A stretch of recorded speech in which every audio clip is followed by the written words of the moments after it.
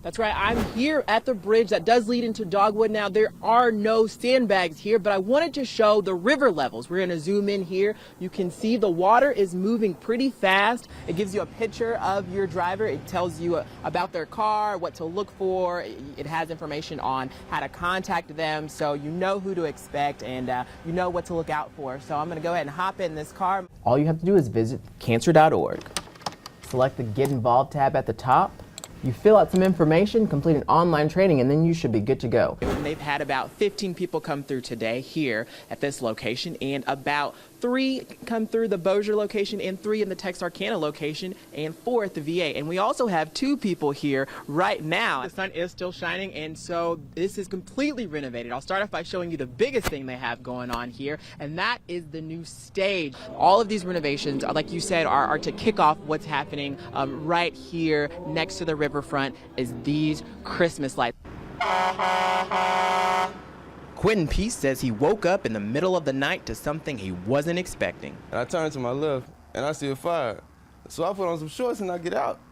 I'm not finna just sit there and look at a fire like, that's pretty. Quentin says his mom and uncle tried to put out the fire themselves, but eventually it proved too hot to handle and they got out of the house. I looked in the back, I seen, I guess, a window, it cracked, and then some gust of wind was blowed, and then that's when it flared up.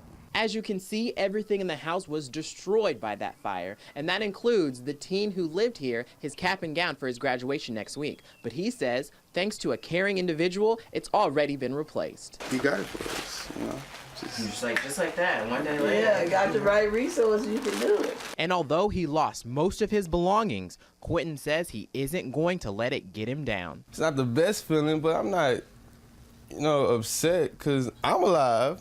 Everybody else alive, I'm straight. That's something his grandmother says she couldn't agree with more. Words cannot express, how grateful I am that they came out alive and didn't get burned. 3 o'clock in the morning, So it had to be God that woke them up. This person you see right here, Doug, this is the man, Anthony Murray. Now, he was arrested and charged with a list of drug-related charges, and I went by the home that they say he was renting, and neighbors told me off camera that they had their suspicions about Murray, but they never expected that this is what he was up to. Anthony Murray, 46 years old. He ought to know better. The Caddo Shreveport Narcotics Task Force seized 17 pounds of drugs, around $8,000, a gun, and drug scales. One of the main reasons we wanted to show you this is to any of you young people out there or older guys like Murray, you got to know better. This is still against the law. Sheriff Steve Prater says while other states are legalizing marijuana, he wants people to know that's not the case in Louisiana. So we hadn't forgotten marijuana just because people seem to be smiling and joking and laughing about it and thinking it's not that bad of a deal. It is a bad deal. This is the house where police made that drug seizure. We talked to a few neighbors, none of whom wanted to go on camera, but they all say they're surprised that something like this happened in their neighborhood. And Prater says normally they wouldn't, because they don't usually talk about busts like this, but this time it was different. Because the dots quit connecting, we went as far as we could up and down the chain with this and up and down their little supply line, and so we didn't mind talking about it. Now, I also spoke to the owner of that house that Murray was renting over the phone, and she tells me that she had no idea what was going on, and she also said that the rental agreement says that there's no illegal drugs, so she plans on starting the eviction process. For the past 8 years, North DeSoto High School students have been singing and dancing across the stage for anyone in the community to see. Their musicals come complete with lights, no cameras, but lots of live action. Live theater is not as common around here as, say, in Dallas or Houston and big cities.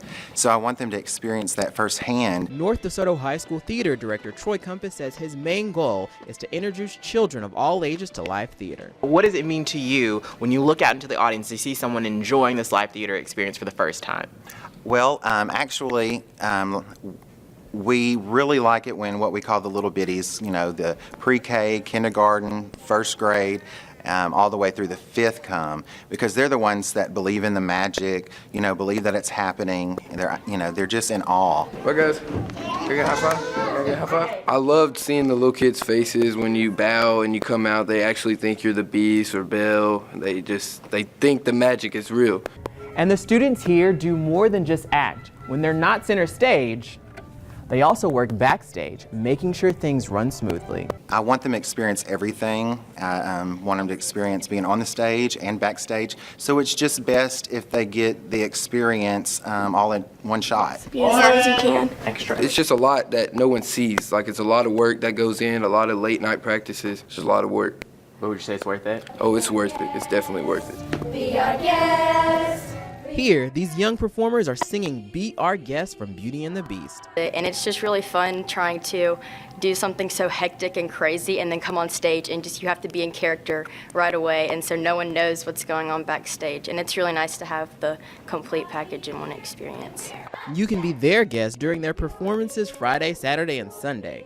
In DeSoto Parish, I'm Eric Pointer for KSL